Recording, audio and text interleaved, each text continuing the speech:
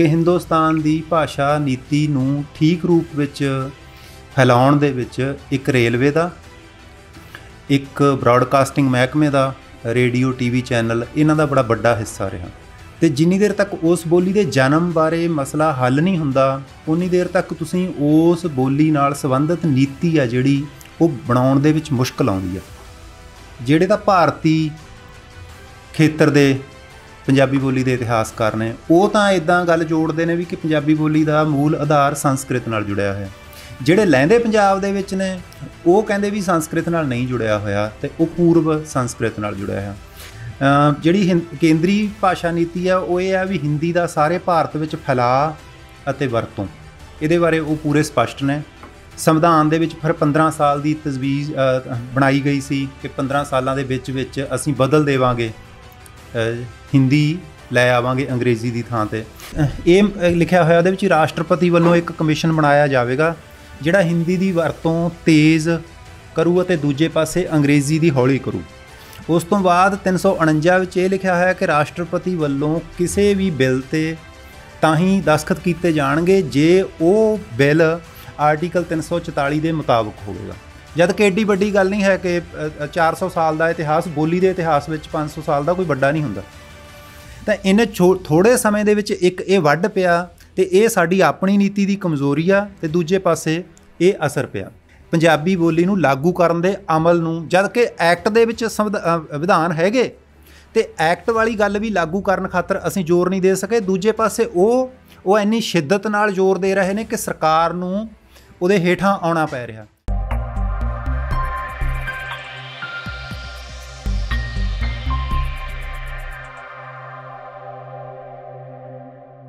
सारी सत्कारयोग ਅਤੇ ਪਿਆਰਯੋਗ ਵਾਹਿਗੁਰੂ ਜੀ ਕਾ ਖਾਲਸਾ ਵਾਹਿਗੁਰੂ ਜੀ ਕੀ ਫਤਿਹ। ਆਪਾਂ ਅੱਜ ਭਾਖਾ ਨੀਤੀ ਬਾਰੇ ਗੱਲ ਕਰਨ ਲਈ ਇਕੱਠੇ ਹੋਏ ਹਾਂ, ਜਿਹਦੇ ਵਿੱਚ ਸਾਡੇ ਕੋਲੇ ਮੈਂ ਤਾਂ ਜੀ ਇਸ ਖੇਤਰ ਵਿੱਚ ਨਵਾਂ ਸਾਡੇ ਕੋਲੇ 2 ਪੁਰਾਣੇ ਮਾਹਰ ਐਕਟਿਵਿਸਟ ਵੀ ਨੇ ਇਹ ਤੇ ਨਾਲ ਦੀ ਨਾਲ ਉਸ ਖੇਤਰ ਦੇ ਵਿੱਚ ਮੁਹਾਰਤ ਵੀ ਰੱਖਦੇ ਨੇ। ਖਾਸ ਥਾਂ 'ਤੇ ਇਹਨਾਂ ਦੀ ਪਕੜ ਵੀ ਆ। ਪਹਿਲੇ ਨੰਬਰ 'ਤੇ ਮੈਂ ਨਾਂ ਲੈਣਾ ਸ਼੍ਰੀ ਮਿੱਤਰ ਸੈਨ ਮੀਤ ਹੋਰਾਂ ਦਾ। ਮਿੱਤਰ ਸੈਨ ਮੀਤ ਹੋਰੀ ਪੇਸ਼ੇ ਵਜੋਂ ਵਕੀਲ ਨੇ, ਪਰ ਉਂਝ ਇਹ ਪੰਜਾਬੀ ਦੇ ਬੜੇ ਨਾਮਵਰ ਸਾਹਿਤਕਾਰ ਨੇ। ਇਹਨਾਂ ਦੇ ਕਈ ਨਾਵਲ ਨੇ, ਤਫਤੀਸ਼, ਕਟਹਿਰਾ ਹੈ ਨਾ, ਇਹਨਾਂ ਦੇ ਨਾਵਲਾਂ ਦੀ ਇੱਕ ਵੱਖਰੀ ਪਛਾਣ ਹੈ। ਇਹਨਾਂ ਦੇ ਨਾਵਲਾਂ ਦਾ ਬਿਰਤਾਂਤ ਵੀ ਹੈ ਜਿਹੜਾ ਉਹ ਵੀ ਕੁਝ ਇਸ ਤਰ੍ਹਾਂ ਦਾ ਹੀ ਹੈ ਜਿਸ ਤਰ੍ਹਾਂ ਦੀ ਕਿ ਸਾਡੇ ਸਮਾਜ ਦੇ ਵਿੱਚ ਕਾਨੂੰਨੀ ਵਰਤੋਂ ਵਿਉਂਤ ਅਤੇ ਕਾਨੂੰਨ ਦੇ ਸੰਦਰਭ ਵਿੱਚ ਜਿਹੜਾ ਪੰਜਾਬੀ ਬੰਦਾ ਉਹਦੇ ਬਾਰੇ। ਅਤੇ ਉਸ ਤੋਂ ਸਿਵਾਏ ਵੀ ਇਹਨਾਂ ਦੀ ਜਿਹੜੀ ਸਮਝ ਅਤੇ ਪਕੜ ਵੱਡੀ ਹੈ।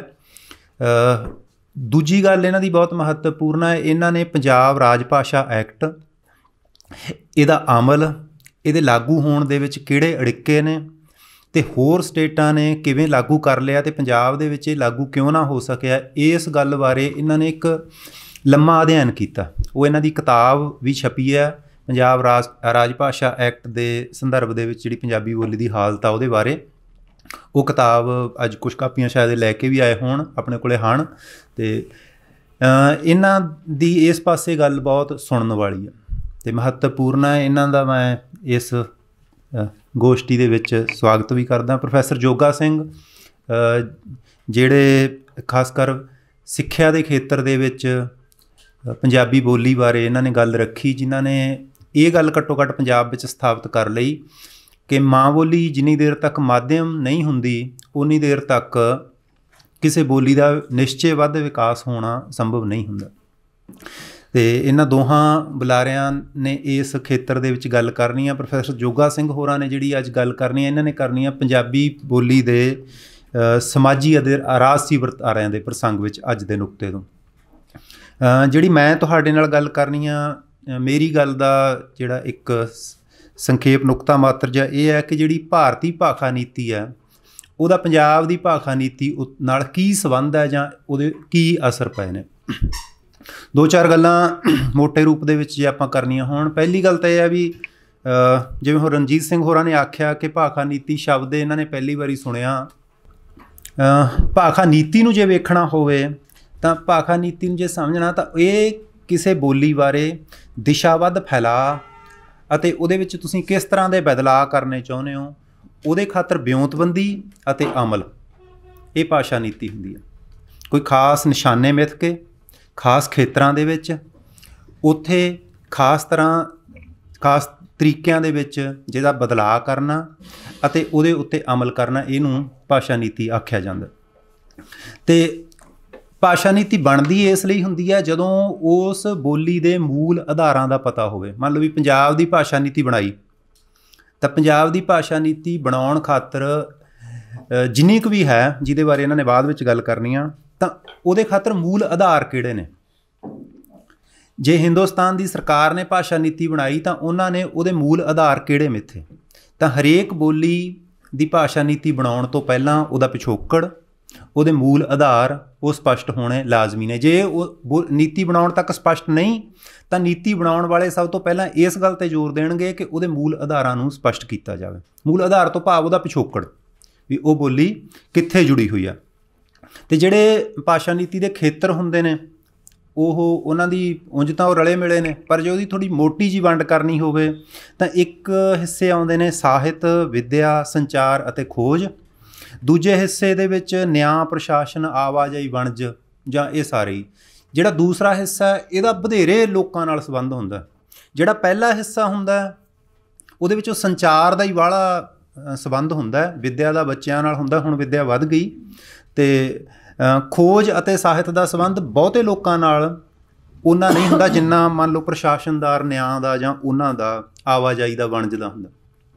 ਜਿਹੜੀ ਹਿੰਦੁਸਤਾਨ ਦੀ ਵਿੱਦਿਆ ਨੀਤੀ ਹੈ ਉਹਦੇ ਵਿੱਚ ਭਾਸ਼ਾ ਨੀਤੀ ਹੈ, ਉਹਦੇ ਬਾਰੇ ਜਿਹੜੇ ਮਾਹਰ ਨੇ ਉਹ ਇਹ ਮੰਨਦੇ ਨੇ ਕਿ ਹਿੰਦੁਸਤਾਨ ਦੀ ਭਾਸ਼ਾ ਨੀਤੀ ਨੂੰ ਠੀਕ ਰੂਪ ਵਿੱਚ ਫੈਲਾਉਣ ਦੇ ਵਿੱਚ ਇੱਕ ਰੇਲਵੇ ਦਾ, ਇੱਕ ਬ੍ਰੌਡਕਾਸਟਿੰਗ ਮਹਿਕਮੇ ਦਾ, ਰੇਡੀਓ TV ਚੈਨਲ, ਇਹਨਾਂ ਦਾ ਬੜਾ ਵੱਡਾ ਹਿੱਸਾ ਰਿਹਾ। ਅਤੇ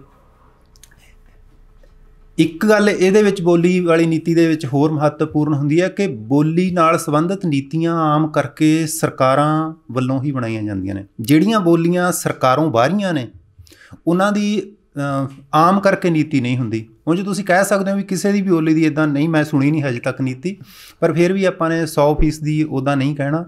ਆਮ ਕਰਕੇ ਮਤਲਬ ਜਿਹੜੀਆਂ ਸਰਕਾਰੋਂ ਬਾਹਰੀਆਂ ਬੋਲੀਆਂ ਹੁੰਦੀਆਂ ਨੇ ਉਹਨਾਂ ਦੀ ਕੋਈ ਨੀਤੀ ਨਹੀਂ ਬਣੀ ਹੁੰਦੀ, ਅਤੇ ਸਰਕਾਰਾਂ ਨੇ ਹੀ ਇਹ ਨੀਤੀਆਂ ਬਣਾਉਣੀਆਂ ਸ਼ੁਰੂ ਕੀਤੀਆਂ। ਪਹਿਲੀ ਵਾਰੀ ਇਹ ਨੀਤੀਬੱਧ ਬੋਲੀਆਂ ਦਾ ਵਿਕਾਸ ਉਹ ਜਦੋਂ ਤੋਂ ਰਾਸ਼ਟਰਵਾਦੀ ਸਰਕਾਰਾਂ ਬਣਨ ਲੱਗੀਆਂ ਉਦੋਂ ਤੋਂ ਇਹ ਹੋਇਆ।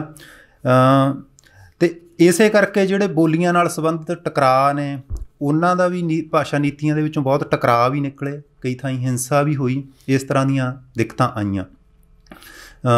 ਜਾਣੀ ਦੀ ਜੇ ਭਾਸ਼ਾ ਨੀਤੀ ਨੂੰ ਅਸੀਂ ਠੀਕ ਤਰੀਕੇ ਸਿੱਕੇਬੰਦ ਰੂਪ ਦੇ ਵਿੱਚ ਦੇਖਣਾ ਹੋਵੇ ਵੀ ਕਿਸੇ ਬੋਲੀ ਨੂੰ ਫੈਲਾਉਣ ਦਾ ਵਿਕਾਸ ਅਤੇ ਉਹਦੇ ਉੱਤੇ ਅਮਲ, ਇਹ ਦੋ ਗੱਲਾਂ ਨੇ ਉਹਦੇ ਵਿੱਚ ਮਹੱਤਵਪੂਰਨ। ਫਿਰ ਪੰਜਾਬੀ ਬੋਲੀ ਦੀ ਨੀਤੀ ਦੀ ਕੋਈ ਹੋਂਦ ਹੈ ਕਿ ਨਹੀਂ ਹੈ, ਅਤੇ ਇਹਦੇ ਬਾਰੇ ਪਹਿਲੀ ਮੁਸ਼ਕਿਲ ਇਹ ਹੈ ਵੀ ਪੰਜਾਬੀ ਬੋਲੀ ਦੇ ਜਿਹੜੇ ਮੂਲ ਆਧਾਰ ਨੇ, ਖਾਸ ਕਰ ਕਿਸੇ ਬੋਲੀ ਦਾ ਜਨਮ, ਅਤੇ ਜਿੰਨੀ ਦੇਰ ਤੱਕ ਉਸ ਬੋਲੀ ਦੇ ਜਨਮ ਬਾਰੇ ਮਸਲਾ ਹੱਲ ਨਹੀਂ ਹੁੰਦਾ ਉਨੀ ਦੇਰ ਤੱਕ ਤੁਸੀਂ ਉਸ ਬੋਲੀ ਨਾਲ ਸੰਬੰਧਿਤ ਨੀਤੀ ਆ ਜਿਹੜੀ ਉਹ ਬਣਾਉਣ ਦੇ ਵਿੱਚ ਮੁਸ਼ਕਿਲ ਆਉਂਦੀ ਆ।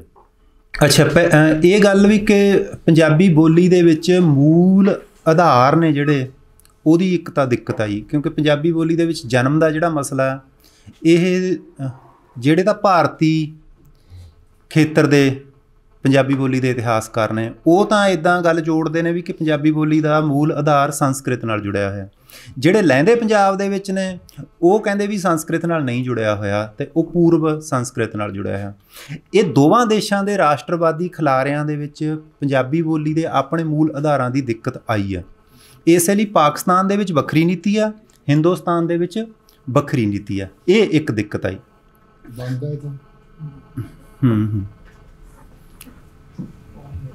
ਦੂਸਰੀ ਗੱਲ, ਵਿੱਦਿਆ, ਸਾਹਿਤ ਅਤੇ ਜਿਹੜੇ ਭਾਸ਼ਾਈ ਖੇਤਰ ਨੇ, ਮੈਂ ਉਹਦੇ ਵਿੱਚੋਂ ਤੁਹਾਡੇ ਨਾਲ ਦੋ ਕੁ ਗੱਲਾਂ ਕਰਾਂਗਾ ਵੀ ਜਿਹੜੀ ਹਿੰਦੁਸਤਾਨ ਦੀ ਭਾਸ਼ਾ ਨੀਤੀ ਆ ਉਹਦਾ ਪੰਜਾਬ ਦੀ ਵਿੱਦਿਆ, ਖਾਸ ਕਰ ਸਾਹਿਤ ਅਤੇ ਅਧਿਐਨ ਦੇ ਖੇਤਰ ਵਿੱਚ ਕੀ ਅਸਰ ਹੋਇਆ।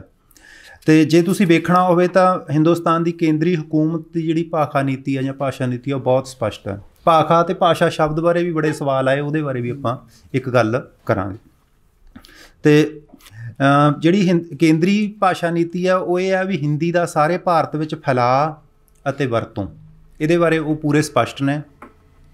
ਅਤੇ ਅੰਗਰੇਜ਼ੀ ਭਾਸ਼ਾ ਨੂੰ ਬਦਲ ਕੇ ਉਹਦੀ ਥਾਂ 'ਤੇ ਹਿੰਦੀ ਨੂੰ ਲੈ ਕੇ ਆਉਣਾ, ਇਹਦੇ ਖਾਤਰ ਸੰਵਿਧਾਨ ਦੇ ਵਿੱਚ ਵੀ ਇਸੇ ਤਰ੍ਹਾਂ ਲਿਖਿਆ ਹੋਇਆ। ਅਤੇ ਫਿਰ ਉਸ ਤੋਂ ਬਾਅਦ ਜਿਹੜੀਆਂ ਅਮਲ ਦੀਆਂ ਨੀਤੀਆਂ ਨੇ ਉਹਨਾਂ ਬਾਰੇ ਵੀ ਇਹਦੇ ਬਾਰੇ ਗੱਲ ਸਪਸ਼ਟ ਆ। ਸੰਵਿਧਾਨ ਸਭਾ ਦੇ ਵਿੱਚ ਜਿਹੜੇ ਸੰਵਾਦ ਨੇ ਉਹ ਇਸ ਗੱਲ ਖਾਤਰ ਵੇਖੇ ਜਾ ਸਕਦੇ ਨੇ।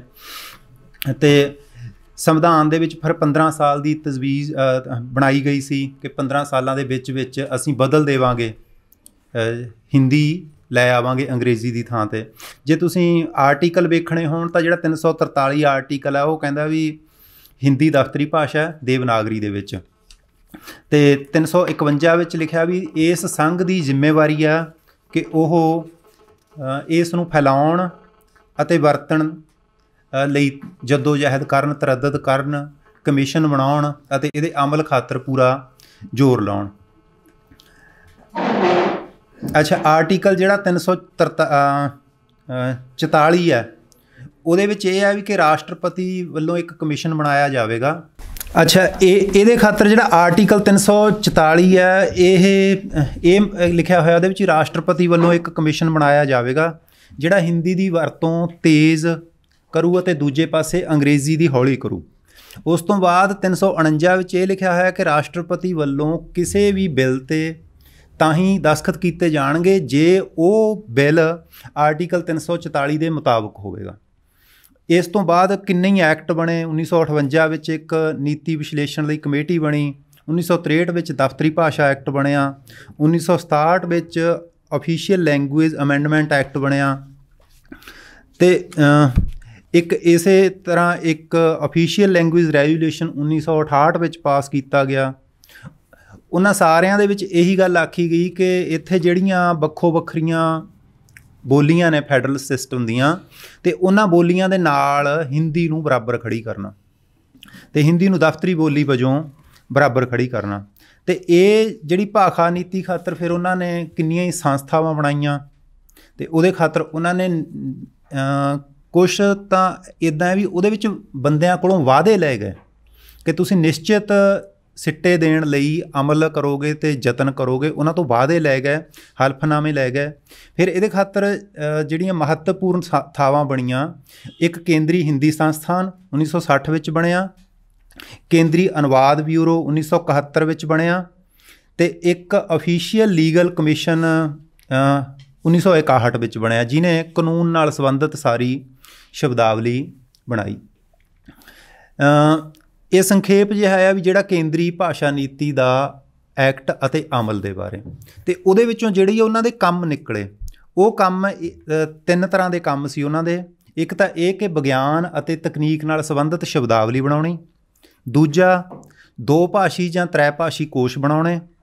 ਤੀਜਾ, ਅਧਿਆਪਨ ਅਤੇ ਹੋਰ ਵਰਤੋਂ ਦੀ ਜਿਹੜੀ ਸਮੱਗਰੀ ਹੈ ਉਹਦੇ ਲਈ ਉਹ ਮੁਹੱਈਆ ਕਰਾਉਣੀ, ਚਾਹੇ ਉਹ ਅਨੁਵਾਦ ਰਾਹੀਂ ਕਰਾਉਣ, ਚਾਹੇ ਹੋਰ ਜਿਸ ਮਰਜ਼ੀ ਰੂਪ ਦੇ ਵਿੱਚ ਕਰਾਉਣ। ਅਤੇ ਹੁਣ ਮੇਰਾ ਜਿਹੜਾ ਇਸ ਮਾਮਲੇ 'ਤੇ ਨੁਕਤਾ ਇਹ ਆ ਕਿ ਇਹ ਜਿਹੜੀ ਕੇਂਦਰ ਦੀ ਇਹ ਨੀਤੀ ਹੈ ਅਤੇ ਉਹਦੀ ਇਹ ਸ਼ਬਦਾਵਲੀ ਬਣਾਉਣ ਜਾਂ ਕੋਸ਼ ਬਣਾਉਣ ਦਾ ਪੰਜਾਬੀ ਉੱਤੇ ਕੀ ਅਸਰ ਪਿਆ। ਮੈਂ ਪੰਜਾਬੀ ਪੜ੍ਹਾਉਣਾ ਤਾਂ ਮੇਰੇ ਸਾਹਮਣੇ ਇਹ ਦਿੱਕਤ ਆ ਜਾਂਦੀ ਹੈ ਵੀ ਕਈ ਵਾਰੀ ਸਾਡੇ ਹੀ ਵਿਦਿਆਰਥੀ, ਇੱਥੇ ਵੀ 1-2 ਨਿਆਣੇ ਮੇਰੇ ਆਏ ਹੋਏ ਨੇ, ਤਾਂ ਉਹ ਇਹ ਸਵਾਲ ਖੜ੍ਹਾ ਕਰਦੇ ਨੇ ਕਿ ਜਿਹੜੀ ਪੰਜਾਬੀ ਹੈ ਇਹ ਸਾਡੇ ਸਮਝ ਨਹੀਂ ਆਉਂਦੀ ਵੀ ਇਹਦੇ ਵਿੱਚ ਜਿਹੜੀ ਸ਼ਬਦਾਵਲੀ ਹੈ ਉਹ ਸ਼ਬਦਾਵਲੀ ਸਾਨੂੰ ਓਪਰੀ ਲੱਗਦੀ ਹੈ। ਮਿੱਤਰ ਸੈਨ ਮੀਤ ਹੋਰਾਂ ਨੇ ਇਹਨਾਂ ਨੇ ਆਪਣੀ ਕਿਤਾਬ ਵਿੱਚ ਲਿਖਿਆ, ਕਹਿੰਦੇ ਵੀ ਕੁਛ ਇਸ ਤਰ੍ਹਾਂ ਦੇ ਅਨੁਵਾਦ ਕੀਤੇ ਹੋਏ ਨੇ ਜਿਨ੍ਹਾਂ ਨੂੰ ਪੜ੍ਹਨ ਵੇਲੇ ਬੰਦੇ ਨੂੰ ਇੱਦਾਂ ਜਾਪਦਾ ਵੀ ਇਹਦੋਂ ਤਾਂ ਅੰਗਰੇਜ਼ੀ ਵਿੱਚ ਪੜ੍ਹ ਲਈਏ। ਅਤੇ ਇਸ ਤਰ੍ਹਾਂ ਦੀ ਦਿੱਕਤ ਇਹ ਕਿਉਂ ਆ ਗਈ? ਖਾਸ ਕਰ ਜੇ ਤੁਸੀਂ ਸਾਹਿਤ ਦੇ ਖੇਤਰ ਵਿੱਚ ਵੇਖਣਾ ਹੋਵੇ ਤਾਂ ਪੰਜਾਬੀ ਆਲੋਚਨਾ ਦੀ ਜਿਹੜੀ ਸ਼ਬਦਾਵਲੀ ਆ ਉਹ ਬੜੀ ਸੰਕਟਮਈ ਆ। ਇਹ ਸਿੱਧਮ ਸਿੱਧਾ ਅਸਰ ਆਇਆ ਕੇਂਦਰੀ ਭਾਸ਼ਾ ਨੀਤੀ ਦਾ। ਜਦੋਂ ਕੇਂਦਰੀ ਭਾਸ਼ਾ ਨੀਤੀ ਵੱਲੋਂ ਕਮਿਸ਼ਨ ਬਣਾਏ ਗਏ ਅਤੇ ਕਮਿਸ਼ਨ ਬਣਾ ਕੇ ਉਹਨਾਂ ਵੱਲੋਂ ਕੋਸ਼ ਤਿਆਰ ਕੀਤੇ ਗਏ, ਤਾਂ ਉਹਨਾਂ ਕੋਸ਼ਾਂ ਦੇ ਵਿੱਚ ਜਿਹੜੀ ਵਿਗਿਆਨ ਅਤੇ ਤਕਨੀਕ ਨਾਲ ਸੰਬੰਧਿਤ ਸ਼ਬਦਾਵਲੀ ਸੀ, ਉਹ ਸ਼ਬਦਾਵਲੀ ਦੇ ਕੋਸ਼ ਵੱਖੋ ਵੱਖਰੀਆਂ ਰਾਜਾਂ ਨੂੰ ਦਿੱਤੇ ਗਏ। ਤਾਂ ਉਹਨਾਂ ਰਾਜਾਂ ਦੇ ਵਿੱਚੋਂ ਕਈ ਰਾਜਾਂ ਨੇ ਤਾਂ ਇੱਦਾਂ ਕਰਿਆ ਕਿ ਉਹ ਜਿਹੜਾ ਤਾਂ ਹਿੰਦੀ ਬੈਲਟ ਵਾਲਾ ਰਾਜ ਸੀ ਸਾਰੇ ਦੇ ਸਾਰੇ, ਉਹਨਾਂ ਨੇ ਤਾਂ ਉਸ ਨੂੰ ਉੱਦਾਂ ਹੀ ਮੰਨਣਾ ਸੀ। ਅਤੇ ਜਿਹੜੇ ਬਾਕੀ ਸਨ, ਬਾਕੀਆਂ ਨੇ ਕੁਛ ਨੇ ਯਤਨ ਕਰਕੇ ਆਪਣੀ ਸ਼ਬਦਾਵਲੀ ਬਣਾਈ। ਪਰ ਪੰਜਾਬ ਦੇ ਵਿੱਚ ਇਸ ਦੇ ਲਈ ਜਿੰਨੇ ਕੋਸ਼, ਬਹੁਤ ਕੋਸ਼ ਬਣੇ, ਭਾਸ਼ਾ ਵਿਭਾਗ ਨੇ ਬਣਾਏ, ਪੰਜਾਬੀ ਯੂਨੀਵਰਸਿਟੀ ਪਟਿਆਲਾ ਨੇ ਬਣਾਏ, Punjab state text book board Chandigarh ਨੇ ਬਣਾਏ, ਪਰ ਉਹਦੇ ਵਿੱਚ ਜਿਹੜੇ ਸ਼ਬਦ ਲਿਖਣ ਦੇ, ਸ਼ਬਦ ਬਣਾਉਣ ਦੇ ਜਿਹੜੇ 3 ਰੁਝਾਨ ਸਨ, ਉਹ ਇੱਕ ਤਾਂ ਇਹ ਸੀ ਵੀ ਜਿੰਨੇ ਅੰਗਰੇਜ਼ੀ ਦੇ ਸ਼ਬਦ ਨੇ ਉਹਨਾਂ ਦੇ ਬਰਾਬਰ ਪਹਿਲਾਂ ਹੀ ਪੰਜਾਬੀ ਦਾ ਸ਼ਬਦ ਕਿਹੜਾ ਮਿਲਦਾ। ਜਿਵੇਂ ਮੰਨ ਲਓ ਵੀ ਬੋਟਨੀ ਨਾਲ ਸੰਬੰਧਿਤ ਨੇ, ਜਿੰਨੇ ਸ਼ਬਦ ਸਾਨੂੰ ਪਹਿਲਾਂ ਹਨ ਸਾਡੇ ਕੋਲੇ ਪੰਜਾਬੀ ਦੇ, ਉਹਦੇ ਬਰਾਬਰ ਰੱਖ ਦੇਣੇ ਨੇ, ਹੈ ਨਾ। ਜਾਂ ਜਗਰਾਫੀ ਨਾਲ ਸੰਬੰਧਿਤ ਨੇ, ਜਿਵੇਂ ਧਰਤੀ ਹੋ ਗਿਆ, ਮਿੱਟੀ ਹੋ ਗਿਆ, ਇਹ ਸ਼ਬਦ ਤਾਂ ਵਰਤ ਲਏ ਉਹਨਾਂ ਨੇ। ਪਰ ਜਿਹੜੇ ਸ਼ਬਦਾਂ ਦਾ ਪੰਜਾਬੀ ਦੇ ਵਿੱਚ ਉਹਨਾਂ ਨੂੰ ਅਰਥ ਉੱਦਾਂ ਨਹੀਂ ਲੱਭਦਾ ਸੀ, ਤਾਂ ਉਹਦੀ ਥਾਂ 'ਤੇ ਘੜਨ ਦਾ ਤਰੱਦਦ ਕਰਨ ਦੀ ਥਾਂ 'ਤੇ ਜਿਹੜੇ ਕੇਂਦਰੀ ਹਿੰਦੀ ਬੋਰਡ ਵੱਲੋਂ ਬਣਾਏ ਹੋਏ ਹਿੰਦੀ ਵਿੱਚ ਸ਼ਬਦ ਸਨ, ਉਹਨਾਂ ਨੂੰ ਅੱਧਾ ਹੀ ਗੁਰਮੁਖੀਕਰਨ ਕਰ ਦਿੱਤਾ। ਜਾਂ ਫਿਰ ਜੇ ਉਹਦੀ ਵੀ ਦਿੱਕਤ ਆਈ ਤਾਂ ਤੀਜਾ ਫਿਰ ਉਹਨਾਂ ਦਾ ਅੰਗਰੇਜ਼ੀ ਦਾ ਰੂਪਾਂਤਰ ਕਰਕੇ ਪੰਜਾਬੀ ਦੇ ਵਿੱਚ ਗੁਰਮੁਖੀਕਰਨ ਕਰ ਦਿੱਤਾ। ਤਾਂ ਜਦੋਂ ਕੋਈ ਸ਼ਬਦ ਬਣਾਉਂਦੀ ਆ ਕੋਈ ਬੋਲੀ, ਤਾਂ ਉਹਦੀਆਂ 3 ਵਿਧੀਆਂ ਹੁੰਦੀਆਂ ਨੇ। ਇੱਕ ਸ਼ਬਦ ਦਾ ਨਵੇਂ ਘੜਨ ਦੀ ਵਿਧੀ, ਜਿਹਨੂੰ ਸਭ ਤੋਂ ਵਧੀਆ ਮੰਨਿਆ ਜਾਂਦਾ। ਦੂਜੀ ਵੀ ਜੇ ਸ਼ਬਦ ਤੁਹਾਡੇ ਕੋਲੋਂ ਨਵਾਂ ਨਹੀਂ ਘੜਿਆ ਜਾਂਦਾ, ਕਿਸੇ ਹੋਰ ਬੋਲੀ ਤੋਂ ਲੈ ਲਿਆ, ਤਾਂ ਉਹ ਇਹ ਹੁੰਦਾ ਵੀ ਉਹਨੂੰ ਘੜ ਕੇ ਤੁਸੀਂ ਆਪਣੇ ਹਿਸਾਬ ਨਾਲ ਲੈ ਲੈਣਾ, ਉਹਨੂੰ ਤਦਭਵ ਵਿਧੀ ਕਹਿੰਦੇ ਨੇ। ਇੱਕ ਤੀਜੀ ਹੁੰਦੀ ਆ ਤਤਸਮ ਵਿਧੀ, ਵੀ ਜਿਵੇਂ ਕਿਸੇ ਦੂਜੀ ਬੋਲੀ ਦਾ ਸ਼ਬਦ ਹੈ ਅਤੇ ਉਸੇ ਨੂੰ ਹੂ-ਬ-ਹੂ ਸ਼ਬਦ ਵਜੋਂ ਲੈ ਲੈਣਾ। ਜਿਵੇਂ ਹੁਣ ਅੱਜ ਕੱਲ੍ਹ ਆਪਾਂ ਪੰਜਾਬੀ ਦੇ ਵਿੱਚ ਪੈਰੀਂ ਬਿੰਦੀਆਂ ਵਾਲਾ ਮਾਮਲਾ, ਉਹ ਹੂ-ਬ-ਹੂ ਤਤਸਮਤਾ ਕਰਕੇ ਆਇਆ ਹੋਇਆ। ਤਾਂ ਇਸ ਤਰ੍ਹਾਂ ਜਿਹੜੀ ਇਹ ਸ਼ਬਦ ਘੜਨ ਦੀ ਪੰਜਾਬੀ ਦੇ ਵਿੱਚ ਪਿਰਤ ਆਈ, ਉਹ ਕੇਂਦਰੀ ਭਾਸ਼ਾ ਨੀਤੀ ਸੀ ਜਿਹੜੀ ਹਿੰਦੁਸਤਾਨ ਦੀ, ਉਹਦੇ ਵਿੱਚੋਂ ਇਹ ਮੁਸ਼ਕਲ ਆਈ। ਤਾਂ ਇਹਦਾ ਵੱਡਾ ਸੰਕਟ ਕੀ ਹੋਇਆ ਵੀ ਪੰਜਾਬੀ ਦੇ ਵਿੱਚ ਸ਼ਬਦ ਘੜਨ ਦੀ ਪਿਰਤੇ ਨਹੀਂ ਪਈ। ਜਿਹੜੇ ਬਾਹਰੋਂ ਤੁਸੀਂ ਚੀਨ ਵਾਲਿਆਂ ਦੀ ਗੱਲ ਲੈ ਲਓ, ਜਾਪਾਨ ਵਾਲਿਆਂ ਦੀ ਲੈ ਲਓ, ਹੋਰ ਜਿੰਨੇ ਹਨ, ਹੈ ਨਾ, ਤਾਂ ਜਿਹੜੇ ਚਲੋ ਚੀਨ ਅਤੇ ਜਾਪਾਨ ਵਰਗੇ ਤਾਂ ਵੱਡੇ ਰਾਜਾਂ ਵਾਲੇ ਨੇ, ਉਹਨਾਂ ਦੀ ਗੱਲ ਛੱਡੋ। ਤੁਸੀਂ ਗੁਜਰਾਤ ਵਾਲਿਆਂ ਦੀ ਲੈ ਲਓ, ਤਾਮਿਲਨਾਡੂ ਵਾਲਿਆਂ ਦੀ ਲੈ ਲਓ, ਉਹਨਾਂ ਨੇ ਆਪਣੀ ਬੋਲੀ ਵਿੱਚ ਯਤਨ ਕੀਤਾ ਕਿ ਅਸੀਂ ਕੁਝ ਸ਼ਬਦ ਘੜੀਏ। ਅਤੇ ਮੈਨੂੰ ਕਾਫੀ ਸਾਲ ਹੋ ਗਏ ਪੜ੍ਹਦੇ ਨੂੰ, ਮੈਂ ਅਜੇ ਤੱਕ ਇੱਕ ਵੀ ਇਸ ਤਰ੍ਹਾਂ ਦਾ ਸ਼ਬਦ ਨਹੀਂ ਲਿਆ ਮੇਰੇ ਆਇਆ ਖਿਆਲ ਦੇ ਵਿੱਚ ਵੀ ਜਿਹਦੀ ਘਾੜਤ ਹੋਈ ਹੋਵੇ। ਉਹ ਚੱਕਿਆ ਹੋਇਆ ਜਾਂ ਅਤੇ ਬਹੁਤੀ ਵਾਰੀ ਚੱਕਿਆ ਹੋਇਆ ਵੀ ਉਹ ਤਤਸਮ ਰੂਪ ਦੇ ਵਿੱਚ ਆ। ਅਤੇ ਤਾਂ ਹੀ ਉਹ ਮੁਸ਼ਕਿਲ ਆਈ ਹੈ, ਜਿਹੜੀ ਗੱਲ ਕਰਕੇ ਮੈਂ ਤੁਹਾਨੂੰ ਆਪਣੇ ਵਿਦਿਆਰਥੀਆਂ ਦੀ ਗੱਲ ਦੱਸੀ ਆ ਅਤੇ ਮਿੱਤਰ ਸੈਨ ਮੀਤ ਹੋਰਾਂ ਦੀ ਗੱਲ ਦੱਸੀ ਆ, ਕਿ ਲੋਕਾਂ ਨੂੰ ਇੱਦਾਂ ਲੱਗਦਾ ਵੀ ਪੰਜਾਬੀ ਵਿੱਚ ਪੜ੍ਹਨ ਦੀ ਥਾਂ 'ਤੇ ਅਸੀਂ ਅੰਗਰੇਜ਼ੀ ਵਿੱਚ ਹੀ ਪੜ੍ਹ ਲਈਏ। ਇਹ ਮਾਮਲਾ ਇਸ ਕਰਕੇ ਵੱਡਾ, ਉਂਝ ਜਿਹੜੀ ਸ਼ਬਦ ਦੀ ਮਹੱਤਤਾ ਹੈ ਉਹ ਗਿਣਤੀ ਵਜੋਂ ਬਹੁਤ ਜ਼ਿਆਦਾ। ਸ਼ਬਦ ਹੁੰਦਾ ਵੀ ਖੁੱਲ੍ਹਾ, ਸ਼ਬਦ ਦਾ ਜਿਹੜਾ ਖੇਤਰ ਹੁੰਦਾ ਉਹ ਖੁੱਲ੍ਹਾ ਹੁੰਦਾ। ਸ਼ਬਦ ਦੇ ਵਿੱਚੋਂ ਨਾਂਵ ਤਾਂ ਇੰਨਾ ਖੁੱਲ੍ਹਾ ਹੁੰਦਾ ਕਿ ਨਾਂਵ ਨੂੰ ਤੁਸੀਂ ਕਿਸੇ ਬੋਲੀ ਵਿੱਚ ਆਉਣ ਤੋਂ ਰੋਕ ਹੀ ਨਹੀਂ ਸਕਦੇ। ਕੁਝ ਜਿਹੜੇ ਵਿਆਕਰਨਕ ਸ਼ਬਦ ਨੇ ਉਹ ਰੋਕੇ ਜਾ ਸਕਦੇ ਹੁੰਦੇ ਨੇ, ਜਾਂ ਉਹ ਆਪ ਹੀ ਨਹੀਂ ਆਉਂਦੇ। ਜਿਵੇਂ ਮਤਲਬ ਕਿਰਿਆ ਨਹੀਂ ਆਉਂਦੀ, ਤਾਂ ਹੋਰ ਜਿਹੜੇ ਸ਼ਬਦ ਨੇ ਤਕਨੀਕੀ, ਉਹ ਨਹੀਂ ਆਉਂਦੇ ਹੁੰਦੇ। ਸ਼ਬਦ ਦਾ ਦੂਜੀ ਗੱਲ ਇਹ ਆ ਵੀ ਜਦੋਂ ਅਸੀਂ ਕੋਈ ਬਣਾਉਂਦੇ ਆ ਆਯੁਰਵੇਦ ਦੀ ਦਵਾਈ, ਤਾਂ ਆਯੁਰਵੇਦ ਦੀ ਦਵਾਈ ਦਾ ਮੂਲ ਬੇਸ ਹੁੰਦਾ, ਆਧਾਰ ਹੁੰਦਾ, ਉਹ ਔਲਾ ਹੀ ਹੁੰਦਾ। ਇਸੇ ਤਰ੍ਹਾਂ ਬੋਲੀ ਦੇ ਵਿੱਚ ਜਿਹੜੀ ਵੱਡੀ ਮਾਤਰਾ ਵਿੱਚ ਚੀਜ਼ ਆ ਉਹ ਸ਼ਬਦ ਨੇ। ਅਤੇ ਜੇ ਕਿਸੇ ਬੋਲੀ ਦੇ ਆਪਣੇ ਸ਼ਬਦ ਨਹੀਂ ਹੋਣਗੇ ਅਤੇ ਉਨੀ ਦੇਰ ਤੱਕ ਫਿਰ ਉਹ ਬੋਲੀ ਦਾ ਜਿਹੜਾ ਰੂਪ ਰੇਖਾ ਅਤੇ ਮੂੰਹ ਮੁਹਾਂਦਰਾ ਉਹ ਆਪਣਾ ਬਣਨ ਦੇ ਵਿੱਚ ਮੁਸ਼ਕਿਲ ਆ, ਕਿਉਂਕਿ ਲੋਕਾਂ ਨੂੰ ਗੱਲ ਸ਼ਬਦਾਂ ਰਾਹੀਂ ਹੀ ਸਮਝ ਆਉਣੀ ਆ। ਅਤੇ ਜਿਹੜੀ ਕੇਂਦਰੀ ਭਾਸ਼ਾ ਨੀਤੀ ਸੀ, ਉਹਦਾ ਪੰਜਾਬੀ 'ਤੇ ਇਹ ਅਸਰ ਪਿਆ ਕਿ ਉੱਥੋਂ ਸ਼ਬਦ ਆਏ ਅਤੇ ਨਵੇਂ ਸ਼ਬਦ ਘੜਨ ਦੀ ਜਿਹੜੀ ਪਿਰਤ ਆ ਉਹ ਨਹੀਂ ਪਈ। ਇਹਦੀ ਦਿੱਕਤ ਵੱਡੀ ਇਹ ਆ, ਜੇ ਤੁਸੀਂ ਵੇਖਣਾ ਹੋਵੇ ਤਾਂ ਮੈਨੂੰ ਇੱਦਾਂ ਲੱਗਦਾ ਵੀ ਇਹਨੇ ਪੰਜਾਬ ਦੇ ਵਿੱਚ ਇੱਕ ਆਲਸ ਪੈਦਾ ਕਰ ਦਿੱਤਾ, ਜਿਸ ਨੂੰ ਅਸੀਂ ਇੱਕ ਤਰਕ ਨਾਲ ਸਥਾਪਿਤ ਕਰ ਲਿਆ। ਉਹ ਤਰਕ ਇਹ ਆ ਕਿ ਪੰਜਾਬੀ ਬੋਲੀ ਦਾ ਹਾਜ਼ਮਾ ਬੜਾ ਵੱਡਾ ਹੈ, ਜਿਹੜਾ ਮਰਜ਼ੀ ਸ਼ਬਦ ਲੈ ਲਓ। ਉਹ ਹਾਜ਼ਮੇ ਦੇ ਤਰਕ ਨਾਲ ਇੰਨੇ ਬੇਤਰਤੀਬੇਪਣ ਦੇ ਵਿੱਚ ਜਾ ਪਹੁੰਚੇ ਅਸੀਂ ਕਿ ਉਹ ਬੇਤਰਤੀਬਾਪਣ ਹੁਣ ਸਾਡੇ ਕੋਲੋਂ ਕਾਬੂ ਨਹੀਂ ਹੋ ਰਿਹਾ। ਬੜੇ ਸਧਾਰਨ ਬੰਦੇ, ਜਿਨ੍ਹਾਂ ਨੂੰ ਗੱਲ ਦੀ ਪੂਰੀ ਸਮਝ ਵੀ ਨਹੀਂ ਹੁੰਦੀ, ਉਹ ਜਿਹੜਾ ਉਹਨਾਂ ਦਾ ਚਿੱਤ ਕਰਦਾ ਉਹੀ ਸ਼ਬਦ ਪੰਜਾਬੀ ਦੇ ਵਿੱਚ ਲੈ ਆਉਂਦੇ ਨੇ ਅਤੇ ਵਰਤ ਲੈਂਦੇ ਨੇ। ਸਧਾਰਨ ਬੰਦਿਆਂ ਦੀ ਗੱਲ ਛੱਡੋ, ਜਿਹੜੇ ਯੂਨੀਵਰਸਿਟੀਆਂ ਦੇ ਵਿੱਚ ਜਾਂ ਹੋਰ ਵੱਖੋ ਵੱਖਰੀਆਂ ਥਾਵਾਂ 'ਤੇ ਚੰਗੇ ਅਹੁਦਿਆਂ 'ਤੇ ਬੰਦੇ ਰਹੇ ਨੇ, ਉਹ ਵੀ ਇਸੇ ਜਿਹੜੀ ਮਰਜ਼ ਆ ਉਹਦਾ ਸ਼ਿਕਾਰ ਹੁੰਦੇ ਨੇ। ਤਾਂ ਇਹ ਜਿਹੜੀ ਕੇਂਦਰੀ ਭਾਸ਼ਾ ਨੀਤੀ ਸੀ, ਉਹਦਾ ਸਾਡੇ 'ਤੇ ਇੱਕ असर पिया। चाहिदा असल विच ये सी कि जे पंजाब ने कोई अपनी भाषा नीति बराबर बनाउणी हुंदी तां एक बराबर दी लहर खड़ी करन दी लोड़ सी ते पंजाबी दे शब्द पंजाबी मूल मुताबक ਜਿਹੜੇ ਪੰਜਾਬੀ ਸਰੋਤਿਆਂ ਬੁਲਾਰਿਆਂ ਨੂੰ ਸਮਝ ਆ ਜਾਣ ਤਾਂ ਉਹਦੇ ਖਾਤਰ ਬਣਾਉਣ ਦੀ ਲੋੜ ਸੀ। ਉਹਦੇ ਵਿੱਚ ਸਾਨੂੰ ਇਸ ਮਾਮਲੇ ਵਿੱਚ ਦਿੱਕਤ ਆਈ।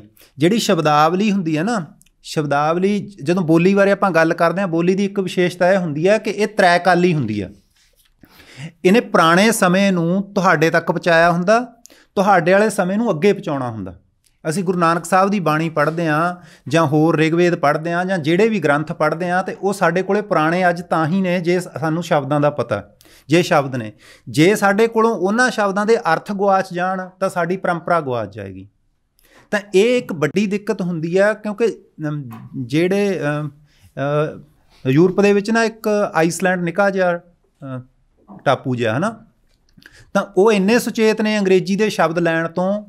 ਉਹ ਕਹਿੰਦੇ ਵੀ ਜੇ ਅਸੀਂ ਅੰਗਰੇਜ਼ੀ ਦੇ ਸ਼ਬਦ ਲੈਣ ਲੱਗ ਗਏ, ਅੰਗਰੇਜ਼ੀ ਦਾ ਤਾਂ ਇੰਨਾ ਦਬਦਬਾ, ਅਤੇ ਕਹਿੰਦੇ ਅਸੀਂ ਆਪਣਾ ਜਿਹੜਾ ਸਾਡਾ ਸਾਰਾ ਪੁਰਾਣਾ ਮੱਧਕਾਲੀ ਸਾਹਿਤ ਆ ਉਹ ਤੋਂ ਬਿਰਵੇ ਹੋ ਜਾਵਾਂਗੇ। ਇਸ ਲਈ ਇਸ ਪਾਸੇ ਜਿੰਨਾ ਸਤਰਕ ਰਹਿਣ ਦੀ ਲੋੜ ਸੀ, ਓਨਾ ਸਾਡੀ ਸਾਰੀ ਦੀ ਸਾਰੀ ਅਕਾਦਮਿਕਤਾ ਵੀ, ਵਿਦਵਾਨ ਵਰਗ ਵੀ, ਸਾਹਿਤਕ ਵਰਗ ਵੀ ਇਹ ਤੋਂ ਅਵੇਸਲਾ ਰਿਹਾ। ਇਹ ਪੰਜਾਬੀ ਬੋਲੀ ਦੇ ਪਰੰਪਰਾ ਨੂੰ ਅਗਾਂਹ ਚਲਾਉਣ ਦੇ ਵਿੱਚ ਇੱਕ ਅੜਿੱਕਾ ਆਇਆ। ਜਿਹੜੇ ਹੁਣ ਅੱਜ ਜਿਹੜੇ ਨਿਆਣੇ ਨੇ ਉਹਨਾਂ ਨੂੰ ਜੇ ਤੁਸੀਂ ਕੋਈ ਪੁਰਾਣੀ, ਮੰਨ ਲਓ ਵੀ ਸਾਨੂੰ ਗੁਰਬਾਣੀ ਵੀ ਜਿੰਨੀ ਦੇਰ ਤੱਕ ਅਸੀਂ ਉਹਦੇ ਸ਼ਬਦਾਰਥ ਨਹੀਂ ਸਾਡੇ ਕੋਲੇ ਹਨ ਤਾਂ ਸਾਤੋਂ ਪੜ੍ਹੀ ਨਹੀਂ ਜਾਂਦੀ। ਜਦ ਕਿ ਐਡੀ ਵੱਡੀ ਗੱਲ ਨਹੀਂ ਹੈ ਕਿ 400 ਸਾਲ ਦਾ ਇਤਿਹਾਸ, ਬੋਲੀ ਦੇ ਇਤਿਹਾਸ ਵਿੱਚ 500 ਸਾਲ ਦਾ ਕੋਈ ਵੱਡਾ ਨਹੀਂ ਹੁੰਦਾ। ਤਾਂ ਇਹਨੇ ਥੋੜ੍ਹੇ ਸਮੇਂ ਦੇ ਵਿੱਚ ਇੱਕ ਇਹ ਵੱਢ ਪਿਆ, ਅਤੇ ਇਹ ਸਾਡੀ ਆਪਣੀ ਨੀਤੀ ਦੀ ਕਮਜ਼ੋਰੀ ਆ, ਅਤੇ ਦੂਜੇ ਪਾਸੇ ਇਹ ਅਸਰ ਪਿਆ। ਜਿਹੜੇ ਹੋਰ ਕੇਂਦਰੀ ਨੀਤੀ ਦਾ ਭਾਖਾ ਵਿਗਿਆਨਕ ਅਸਰ ਪਏ, ਉਹ ਇਹ ਅਸਰ ਹੈ ਕਿ ਜਿਹੜੀ ਪੰਜਾਬੀ ਬੋਲੀ ਦੀ ਛੰਗਾਈ ਹੋਈ ਹੈ। ਹੁਣ ਇੱਕ ਛੰਗਾਈ ਤਾਂ ਇਹ ਹੋ ਗਈ ਸੀ ਕਿ ਪਾਕਿਸਤਾਨ ਬਣ ਗਿਆ ਅਤੇ ਲਹਿੰਦੇ ਵਿੱਚ ਚਲੀ ਗਈ ਸਾਡੀ ਬੋਲੀ। ਦੂਜਾ ਇੱਥੇ ਜਿਹੜੀ ਛੰਗਾਈ ਹੋਈ, ਚਾਹੇ ਹਰਿਆਣੇ ਦਾ ਹਿੱਸਾ ਲਾ ਲਓ, ਹਿਮਾਚਲ ਪ੍ਰਦੇਸ਼ ਦਾ ਹਿੱਸਾ ਲਾ ਲਓ, ਰਾਜਸਥਾਨ ਦਾ ਲਾ ਲਓ, ਜੰਮੂ ਲਾ ਲਓ, ਇਹ ਸਾਰੀ ਜਿਹੜੀ ਛੰਗਾਈ ਹੋਈ ਆ, ਇਹਨੂੰ ਜੇ ਤੁਸੀਂ ਮੁਕਾਬਲੇ ਦੇਖੋ ਵੀ ਜਿਹੜੀ ਹਿੰਦੀ ਬੈਲਟ ਵਾਲੀ ਥਾਂ ਹੈ ਅਤੇ ਉੱਥੇ ਜਿਹੜੀਆਂ ਬੋਲੀਆਂ ਨੇ ਹਿੰਦੀ ਬੈਲਟ ਵਾਲੀਆਂ, ਤਾਂ ਉਹ ਜਿਹੜੀਆਂ ਪੂਰੀਆਂ ਸੁਤੰਤਰ ਬੋਲੀਆਂ ਸੀ, ਉਹਨਾਂ ਨੂੰ ਤਾਂ ਇਹ ਪਰਿਭਾਸ਼ਿਤ ਕੀਤਾ ਗਿਆ ਕਿ ਇਹ ਹਿੰਦੀ ਦੀਆਂ ਬੋਲੜੀਆਂ ਨੇ, ਜਾਂ ਉਪ ਭਾਸ਼ਾਵਾਂ ਕਹਿੰਦੇ ਜਿਨ੍ਹਾਂ ਨੂੰ ਆਪਾਂ, ਹੈ ਨਾ, ਵੀ ਉਹਦੇ ਅਧੀਨ ਆਉਂਦੀਆਂ ਬੋਲੀਆਂ ਨੇ। ਜਦ ਕਿ ਜਿਹੜੀਆਂ ਪੰਜਾਬੀ ਦੀਆਂ ਬੋਲੜੀਆਂ ਸਨ, ਵੀ ਡੋਗਰੀ ਸੀ, ਪਹਾੜੀ ਸੀ, ਅਤੇ ਇੱਧਰ ਜਿਹੜੀ ਆਪਣੇ ਰਾਜਸਥਾਨ ਵੱਲ, ਹਰਿਆਣੇ ਵੱਲ, ਹੈ ਨਾ, ਹਰਿਆਣਵੀ ਦਾ ਉਰਲਾ ਹਿੱਸਾ ਜਿਹੜਾ ਸਾਰਾ ਸੀ, ਬਾਂਗਰੂ ਵਗੈਰਾ, ਅਤੇ ਇਹ ਸਾਰੀਆਂ ਵੱਖਰੀਆਂ ਬੋਲੀਆਂ। ਅਤੇ ਇਹ ਵੀ ਮੈਨੂੰ ਨਹੀਂ ਪਤਾ ਵੀ ਤੁਸੀਂ ਇਸ ਗੱਲ ਨੂੰ ਮੇਰੇ ਨੂੰ ਕਿੰਨੀ ਕੁ ਸੱਚ ਮੰਨੋਗੇ, ਪਰ ਇਹ ਵੀ ਕਈ ਵਿਦਵਾਨ ਇਹ ਕਹਿੰਦੇ ਨੇ ਕਿ ਇਹ ਬਿਲਕੁਲ ਕੇਂਦਰੀ ਨੀਤੀ ਦਾ ਹਿੱਸਾ। ਹਰਕੀਰਤ ਸਿੰਘ ਇਸ ਬਾਰੇ ਸਪਸ਼ਟ ਇਹ ਕਹਿੰਦਾ ਕਿ ਉਹ ਕਹਿੰਦਾ ਵੀ ਇਹ ਨਰੋਲ ਰਾਜਸੀ ਮਾਮਲਾ ਸੀ, ਅਤੇ ਇਹ ਨੀਤੀ ਕਰਕੇ ਪੰਜਾਬੀ ਆ ਜਿਹੜੀ ਉਹ ਛਾਂਗੀ ਗਈ। ਤਾਂ ਇਹ ਤੋਂ ਬਿਨਾਂ ਹੋਰ ਦਿੱਕਤ ਵਾਪਰੀ ਵੀ ਹੁਣ ਥੋੜ੍ਹੇ ਸਮੇਂ ਪਹਿਲਾਂ ਹੀ, ਪਿਛਲੇ ਸਾਲ ਹੈ, ਅਤੇ ਹਿਮਾਚਲ ਪ੍ਰਦੇਸ਼ ਦੀ ਜਿਹੜੀ ਦੂਜੀ ਬੋਲੀ ਆ ਉਹ ਸੰਸਕ੍ਰਿਤ ਬਣਾ ਦਿੱਤੀ। ਜਦੋਂ ਹੁਣ ਅਸੀਂ ਵਿੱਦਿਆ ਨੀਤੀ ਪੜ੍ਹਦੇ ਹਾਂ, ਤਾਂ ਪਿਛਲੀ ਵਾਰੀ ਆਪਾਂ ਵਿੱਦਿਆ ਨੀਤੀ 'ਤੇ ਚਰਚਾ ਕੀਤੀ ਸੀ, ਉਹਦੇ ਵਿੱਚ ਗੱਲ ਵੇਖੀ ਸੀ ਕਿ ਸੰਸਕ੍ਰਿਤ ਨੂੰ ਬਹੁਤ ਵੱਡੀ ਥਾਂ ਦਿੱਤੀ ਗਈ ਸੀ। ਅਤੇ ਇਹ ਵੀ ਇੱਕ ਜਿਹੜੇ ਸਾਡੇ ਗੁਆਂਢ ਦੇ ਵਿੱਚੋਂ ਇੱਕ ਤਾਂ ਅੱਡ ਕਰ ਦੇਣਾ, ਦੂਸਰਾ ਉਸ ਨੂੰ ਪੰਜਾਬੀ ਨੂੰ ਉਹ ਤੋਂ ਲਾਂਭੇ ਕਰ ਦੇਣਾ, ਇਹ ਵੀ ਇੱਕ ਦਿੱਕਤ ਆਈ ਆ, ਹੈ ਨਾ। ਇਹ ਵੀ ਉਹਦਾ ਇੱਕ ਵਜ੍ਹਾ ਹੈ। ਇੱਕ ਤੀਸਰੀ ਗੱਲ ਇਹ ਹੈ ਵੀ ਜੇ ਤੁਸੀਂ ਕੇਂਦਰੀ ਨੀਤੀ ਅਤੇ ਉਹਦੇ ਅਮਲ ਨੂੰ ਵੇਖੋ, ਤਾਂ ਉਹ ਵੇਖਣ ਨੂੰ ਅਤੇ ਉਹਦੇ ਬਾਰੇ ਕਹਿਣ ਵਾਲੀਆਂ ਜਿਹੜੀਆਂ ਸਾਰੀਆਂ ਗੱਲਾਂ ਨੇ ਉਹ ਇੱਦਾਂ ਲੱਗਦੀਆਂ ਨੇ ਜਿਵੇਂ ਉਹ ਫੈਡਰਲ ਹੁੰਦੀ ਹੈ, ਪਰ ਉਹਦਾ ਅਮਲ ਦੇ ਵਿੱਚ ਫੈਡਰਲ ਨਹੀਂ ਹੈਗੀ। ਅਤੇ ਇਹ ਗੱਲ ਸਾਡੇ ਇੱਥੇ ਬਿਲਕੁਲ ਉਦੋਂ ਉਲਟ ਹੈ। ਪੰਜਾਬ ਦੇ ਵਿੱਚ ਹਿੰਦੀ ਜਾਂ ਕੇਂਦਰੀ ਭਾਸ਼ਾ ਨੀਤੀ ਆ ਜਿਹੜੀ, ਉਹ ਕਾਨੂੰਨ ਅਤੇ ਉਹਦਾ ਜਿਹੜਾ ਲਿਖਤੀ ਸੰਵਿਧਾਨ ਨੇ ਉਹਦੇ ਵਿੱਚ ਉਹ ਹਿੰਦੀ ਦੇ ਵਿਕਾਸ ਖਾਤਰ ਮਤਲਬ ਸਰਕਾਰ ਆ ਜਿਹੜੀ ਰੋਕਦੀ ਹੈ, ਪਰ ਜਿਹੜੇ ਹਿੰਦੀ ਦੇ ਸਮਰਥਕ ਬੰਦੇ ਨੇ ਉਹਨਾਂ ਦਾ ਜਨੂੰਨ ਵੇਖੋ ਤੁਸੀਂ, ਬੰਦਿਆਂ ਦਾ ਬਹੁਤ ਕੰਮ ਕੀਤਾ ਉਹਨਾਂ ਨੇ ਇੰਨਾ ਉਦਮ ਕੀਤਾ ਕਿ ਉਹ ਪੂਰੀ ਜਨੂੰਨ ਨਾਲ ਉਹ ਸਰਕਾਰ 'ਤੇ ਦਬਾਅ ਬਣਾ ਰਹੇ ਨੇ ਕਿ ਤੁਸੀਂ ਹਿੰਦੀ ਨੂੰ ਲਾਗੂ ਕਰੋ। ਪਰ ਇੱਧਰ ਮੁਕਾਬਲਤਨ ਪੰਜਾਬ, ਮੈਂ ਕਹਿੰਦਾ ਵੀ ਕੋਈ ਮਿੱਤਰ ਸੈਨ ਮੀਤ ਵਰਗੇ ਹੀ ਹੋਣਗੇ ਬੰਦੇ ਜਿਹੜੇ ਸਰਕਾਰ 'ਤੇ ਦਬਾਅ ਦਬੂ ਬਣਾਉਂਦੇ ਨੇ ਥੋੜ੍ਹੇ, ਅਤੇ ਵੱਡਾ ਹਿੱਸਾ ਸਾਡੇ ਪੰਜਾਬ ਦੇ ਸਾਹਿਤਕਾਰਾਂ ਦਾ ਉਹ ਸਰਕਾਰ 'ਤੇ ਪੰਜਾਬੀ ਬੋਲੀ ਨੂੰ ਲਾਗੂ ਕਰਨ ਦੇ ਅਮਲ ਨੂੰ, ਜਦ ਕਿ ਐਕਟ ਦੇ ਵਿੱਚ ਵਿਧਾਨ ਹੈਗੇ ਤੇ ਐਕਟ ਵਾਲੀ ਗੱਲ ਵੀ ਲਾਗੂ ਕਰਨ ਖਾਤਰ ਅਸੀਂ ਜ਼ੋਰ ਨਹੀਂ ਦੇ ਸਕੇ। ਦੂਜੇ ਪਾਸੇ ਉਹ ਇੰਨੀ ਸ਼ਿੱਦਤ ਨਾਲ ਜ਼ੋਰ ਦੇ ਰਹੇ ਨੇ ਕਿ ਸਰਕਾਰ ਨੂੰ ਉਹਦੇ ਹੇਠਾਂ ਆਉਣਾ ਪੈ ਰਿਹਾ। ਸਰਕਾਰ ਨੇ 2017 ਦੇ ਵਿੱਚ ਇੱਕ ਰੈਜੂਲੇਸ਼ਨ ਪਾਸ ਕੀਤਾ ਤੇ ਉਹਦੇ ਵਿੱਚ ਉਹਨਾਂ ਨੇ ਮੀਡੀਆ ਵਿੱਚ, ਬਾਜ਼ਾਰ 'ਚ, ਪ੍ਰਸ਼ਾਸਨ 'ਚ, ਬੈਂਕਾਂ 'ਚ ਤੇ ਇਹਦੀ ਵਰਤੋਂ ਆ ਉਹ ਵਧਾ ਦਿੱਤੀ। ਜਦੋਂ ਪਹਿਲੀ ਵਾਰੀ ਮੈਂ 2018 'ਚ ਬਿਸਲੇਰੀ ਦੀ ਬੋਤਲ ਦੇ ਉੱਤੇ ਹਿੰਦੀ ਦੇ ਵਿੱਚ ਲਿਖਿਆ ਵੇਖਿਆ ਤਾਂ ਮੈਨੂੰ ਹਿਸਾਬ ਨਹੀਂ ਆਇਆ ਵੀ ਇਹ ਇੱਦਾਂ ਕਿਵੇਂ ਹੋ ਗਿਆ। ਅਤੇ ਇਹ 2017 'ਚ ਇੱਕ ਉਹਨਾਂ ਨੇ ਮਤਾ ਪਾਇਆ ਅਤੇ ਉਹ ਹੁਕਮ ਦਿੱਤੇ ਗਏ। ਇਸ ਤੋਂ ਤੁਰੰਤ ਬਾਅਦ ਫਿਰ 2018 ਦਾ ਜਿਹੜਾ ਬਜਟ ਸੀ ਕੇਂਦਰ ਦਾ ਅਤੇ ਉਹ ਹਿੰਦੀ ਵਿੱਚ ਆਇਆ। ਤਾਂ ਉੱਥੋਂ ਇੰਨੀ ਸ਼ਿੱਦਤ ਨਾਲ ਉਹ ਜ਼ੋਰ ਲਾ ਰਹੇ ਨੇ ਅਤੇ ਪੰਜਾਬ, ਹਾਲਾਂਕਿ ਜਿਹੜੇ ਦੱਖਣ ਵਾਲੇ ਨੇ, ਜੇ ਤਾਮਿਲਨਾਡੂ ਵਾਲੇ, ਉਹ ਇਸ ਗੱਲ ਪਿੱਛੇ ਔਖੇ ਹੋਏ। ਇਹ ਨਹੀਂ ਪਤਾ ਵੀ ਉਹਨਾਂ 'ਤੇ ਸਿੱਧਾ ਕਿੰਨਾ ਕੁ ਅਸਰ ਪੈ ਰਿਹਾ, ਪਰ ਉਹ ਇਸ ਮਾਮਲੇ ਬਾਰੇ ਔਖੇ ਹੋਏ ਕਿ ਕੇਂਦਰ ਦੇ ਵਿੱਚ ਹਿੰਦੀ ਦੇ ਵਿੱਚ ਉਹ ਨਹੀਂ ਹੋਣਾ ਚਾਹੀਦਾ ਸੀ, ਪੇਸ਼ ਹੋਣਾ ਚਾਹੀਦਾ ਸੀ ਬਜਟ, ਅਤੇ ਪੰਜਾਬ ਦੇ ਵਿੱਚ ਕਿਸੇ ਨੂੰ ਪਤਾ ਵੀ ਨਹੀਂ ਲੱਗਿਆ। ਇੱਕ ਅਖਬਾਰ 'ਚ ਖਬਰ ਛਪੀ, ਕੁਛ ਨਹੀਂ ਹੋਇਆ। ਤਾਂ ਇਸ ਲਈ ਜਿਹੜਾ ਇਹ ਸਾਡੇ ਸਾਹਮਣੇ ਪੰਜਾਬ ਦੇ ਵਿੱਚ ਸੰਕਟ ਹੈ ਉਹ ਥੋੜ੍ਹਾ ਜਿਹਾ ਵੱਡਾ ਹੈ ਅਤੇ ਇਸ ਲਈ ਇਸ ਸੰਕਟ ਨੂੰ ਨਿਵਾਰਨ ਖਾਤਰ ਤਾਂ ਦੂਰੀ ਤੀਰੀ ਅਪਰੋਚ ਦੀ ਲੋੜ ਆ। ਪਹਿਲੀ ਗੱਲ ਤਾਂ ਇਹ ਕਿ ਜਿਹੜਾ ਕੇਂਦਰ ਦਾ ਭਾਸ਼ਾ ਨੀਤੀ ਆ ਅਤੇ ਉਹਦਾ ਪੰਜਾਬੀ 'ਤੇ ਅਸਰ ਕੀ ਪੈ ਸਕਦਾ, ਇਹਦੇ ਬਾਰੇ ਇੱਕ ਸਪਸ਼ਟ ਰੂਪ ਦੇ ਵਿੱਚ ਵਿਚਾਰ ਚਰਚਾ ਦੀ ਲੋੜ ਹੈ। ਦੂਜੀ ਗੱਲ, ਜਿਹੜੀ ਪੰਜਾਬ ਦੇ ਖਾਤਰ ਭਾਸ਼ਾ ਨੀਤੀ ਕਿਸ ਕਿਸ ਖੇਤਰ ਵਿੱਚ ਚਾਹੀਦੀ ਆ ਅਤੇ ਕੇਵਲ ਦਫ਼ਤਰੀ ਵਰਤੋਂ ਲਈ ਆ। ਵਿੱਦਿਆ ਲਈ ਕੀ ਨੀਤੀ ਹੋਊ, ਮੀਡੀਆ ਲਈ ਕੀ ਨੀਤੀ ਹੋਊ। ਮੰਨ ਲਓ ਟੈਲੀਵਿਜ਼ਨ 'ਤੇ ਜੋ ਚਿੱਤ ਆਉਂਦਾ ਉਹਨਾਂ ਦਾ ਉਹ ਬੋਲ ਲੈਂਦੇ ਨੇ। ਇੱਕ ਪਿੱਛੇ ਜਿਹੇ ਰਿਪੋਰਟ ਛਪੀ, ਬਲਕਿ 13-14 ਸਾਲ ਪਹਿਲਾਂ, ਅਤੇ ਉਹਦੇ ਵਿੱਚ ਇਹ ਸੀ ਕਿ ਪੰਜਾਬ ਦੇ ਜਿਹੜੇ ਰੇਡੀਓ ਦੇ ਚੈਨਲ ਨੇ, FM ਚੈਨਲ, ਉਹਨਾਂ ਦੇ ਵਿੱਚ ਪੰਜਾਬੀ ਦੇ ਸਿਰਫ 10% ਉਹ ਨੇ ਪ੍ਰੋਗਰਾਮ, ਅਤੇ ਜਿਹੜਾ ਦੂਰਦਰਸ਼ਨ TV ਆ ਉਹਦੇ 'ਤੇ ਵੀ ਪੰਜਾਬੀ ਦੇ ਪ੍ਰੋਗਰਾਮ ਘੱਟ ਨੇ, ਅਤੇ ਜਿਹੜੇ ਹਿੰਦੀ ਅਤੇ ਅੰਗਰੇਜ਼ੀ ਦੇ ਅਖਬਾਰ ਨੇ ਉਹ ਪੰਜਾਬੀ ਦੇ ਬਰਾਬਰ ਹੋ ਗਏ। ਅਤੇ ਇੱਦਾਂ ਇਹ ਜਦੋਂ ਅਸੀਂ ਬਰੋਡਕਾਸਟਿੰਗ ਦੇ ਪੱਖ ਤੋਂ ਵੇਖਦੇ ਹਾਂ, ਵਿੱਦਿਆ ਦੇ ਪੱਖ ਤੋਂ ਵੇਖਦੇ ਹਾਂ, ਦਫ਼ਤਰ ਜਾਂ ਪ੍ਰਸ਼ਾਸਨ ਦੇ ਪੱਖ ਤੋਂ ਵੇਖਦੇ ਹਾਂ, ਤਾਂ ਪੰਜਾਬੀ ਬੋਲੀ ਦੀ ਨੀਤੀ ਆ ਜਿਹੜੀ ਉਹ ਧੁੰਦਲੀ ਵੀ ਆ ਜਾਂ ਫਿਰ ਹੈ ਹੀ ਨਹੀਂ। ਠੀਕ ਹੈ, ਉਹਦੇ ਵਿੱਚ ਸਪਸ਼ਟਤਾ ਦੀਆਂ ਦਿੱਕਤਾਂ ਨੇ। ਇਹਦੇ ਖਾਤਰ ਜਿਹੜੀ ਅਖੀਰਲੀ ਗੱਲ ਮੈਂ ਤੁਹਾਡੇ ਨਾਲ ਕਰਨੀ ਚਾਹੁੰਦਾ ਉਹ ਇਹ ਹੈ ਕਿ ਜਿਹੜੀ ਕੇਂਦਰੀ ਨੀਤੀ ਆਈ ਉਹ ਇੱਥੇ ਪੰਜਾਬ ਦੇ ਵਿੱਚ, ਹਿੰਦੁਸਤਾਨ ਵਾਲੇ ਵਿੱਚ ਅਤੇ ਲਹਿੰਦੇ ਪੰਜਾਬ ਦੇ ਵਿੱਚ, ਉਹਨੇ ਸਾਡਾ ਇਹ ਅਸਰ ਪਾਇਆ ਫਰਕ ਸਾਡੇ 'ਤੇ। ਅਤੇ ਆਪਾਂ ਲਿਖਿਆ ਭਾਖਾ, ਅਤੇ ਪੰਜਾਬ ਦੇ ਵਿੱਚ ਇੱਥੇ ਪੁਰਾਣੇ ਸ਼ਬਦ ਦੋਏ ਵਰਤੇ ਜਾਂਦੇ ਸੀ। ਇੱਕ ਭਾਖਾ ਜਾਂ ਭਾਖਿਆ ਸੀ ਅਤੇ ਦੂਜਾ ਹੈ ਸੀ ਬੋਲੀ। ਅਤੇ ਜਦੋਂ ਇਹ 1947 ਤੋਂ ਪਹਿਲਾਂ ਉਰਦੂ ਅਤੇ ਹਿੰਦੀ ਦੀ ਆਪਸੀ ਲੜਾਈ ਚੱਲੀ ਤਾਂ ਉਹਦਾ ਜਿਹੜਾ ਸਭ ਤੋਂ ਮਾੜਾ ਅਸਰ ਪਿਆ ਉਹ ਆਪਣੇ ਪੰਜਾਬ 'ਤੇ ਪਿਆ। ਤਾਂ ਉਸ ਲੜਾਈ ਦੇ ਵਿੱਚ ਜਿਹੜੇ ਤਾਂ ਉਰਦੂ ਨਾਲ ਜੁੜੇ ਹੋਏ ਬੰਦੇ ਸੀ ਅਤੇ ਉਹਨਾਂ ਨੇ ਤਾਂ ਕਿਹਾ ਕਿ ਅਸਲ ਸ਼ਬਦ ਭਾਸ਼ਾ ਖਾਤਰ, ਲੈਂਗੁਏਜ ਖਾਤਰ ਜ਼ੁਬਾਨ ਹੁੰਦਾ, ਬੋਲੀ ਕਹਿੰਦੇ ਛੋਟੀ ਜਾਂ ਖੇਤਰੀ ਬੋਲੀ ਨੂੰ ਕਿਹਾ ਜਾਂਦਾ। ਇੱਧਰ ਵਾਲੇ ਭਾਖਾ ਖਤਮੇ ਕਰ ਦਿੱਤਾ, ਲਾਂਭਾ ਹੀ ਕਰ ਦਿੱਤਾ, ਅਤੇ ਇੱਧਰ ਕਿਹਾ ਕਿ ਭਾਸ਼ਾ ਸ਼ਬਦ ਆ ਜਿਹੜਾ ਉਹ ਲੈਂਗੁਏਜ ਖਾਤਰ ਹੁੰਦਾ, ਜਿਹੜਾ ਬੋਲੀ ਸ਼ਬਦ ਆ ਉਹ ਡਾਇਲੈਕਟ ਖਾਤਰ ਹੁੰਦਾ, ਬੋਲੜੀ ਖਾਤਰ ਹੁੰਦਾ। ਅਤੇ ਇਹ ਇੱਕ ਇੱਥੇ ਅਸਰ ਪਿਆ ਵੀ ਜਿਹੜਾ ਪੰਜਾਬੀ ਮੂਲ ਦੇ ਸ਼ਬਦ ਸਨ ਉਹ ਸ਼ਬਦਾਂ ਦੀ ਥਾਂ ਹੀ ਛੋਟੀ ਕਰ ਦਿੱਤੀ। ਤਾਂ ਇਹਦਾ ਸਿੱਧੇ ਰੂਪ ਦੇ ਵਿੱਚ ਤੁਸੀਂ ਪਾਕਿਸਤਾਨ ਦੇ ਵਿੱਚ ਵੀ ਅਤੇ ਇਸ ਹਿੰਦੁਸਤਾਨ ਦੇ ਵਿੱਚ ਵੀ ਜਿਹੜਾ ਪੰਜਾਬੀ ਬੋਲੀ ਉੱਤੇ ਦੋਵਾਂ ਦੇ ਕੇਂਦਰਾਂ ਦਾ ਅਸਰ ਪਿਆ ਉਹ ਬਹੁਤ ਗਹਿਰਾ ਹੈ ਅਤੇ ਉਹਨੂੰ ਹਟਾਉਣ ਖਾਤਰ ਬੜੇ ਲੰਮੇ ਤਰੱਦਦ ਦੀ ਲੋੜ ਹੈ ਅਤੇ ਉਹ ਤਰੱਦਦ ਸਾਰਿਆਂ ਨੇ ਰਲ ਕੇ ਕਰਨੇ ਨੇ। ਹੁਣ ਮੈਂ ਇੰਨੀਆਂ ਕੁ ਬੇਨਤੀਆਂ ਕਰਦਾ ਹੋਇਆ ਤੁਹਾਡੇ ਕੋਲੋਂ ਖਿਮਾ ਦਾ ਜਾਚਕਾਂ, ਜੇ ਕੋਈ ਹੋਰ ਸਪਸ਼ਟਤਾ ਵਾਲੀ ਗੱਲ ਹੋਈ ਤਾਂ ਆਪਾਂ ਬਾਅਦ ਵਿੱਚ ਵਿਚਾਰ ਲੈਂਦੇ ਹਾਂ। ਵਾਹਿਗੁਰੂ ਜੀ ਕਾ ਖਾਲਸਾ, ਵਾਹਿਗੁਰੂ ਜੀ ਕੀ ਫਤਿਹ।